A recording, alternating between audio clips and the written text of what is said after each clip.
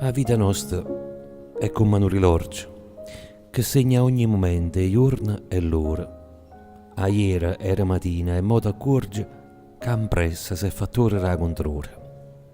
E in questa controra tu mo senti parla una voce, ma appena la puoi sentire. La cerca, la sente e mentre che la parla tu cerchi di capire che ti vuol dire.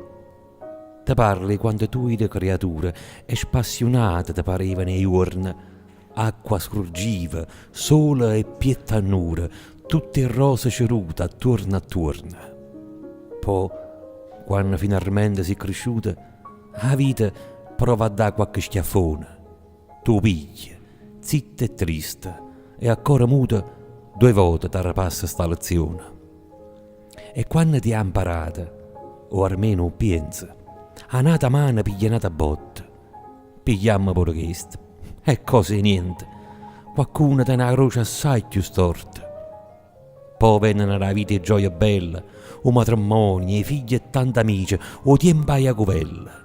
Ma issa passa, ma stanno dentro cuore una vocella che sente e che ti chiama, vocella dolce, tenera e possente, ti dice tutto bene e non ti inganna, è a voce da Madonna, è a voce mamma.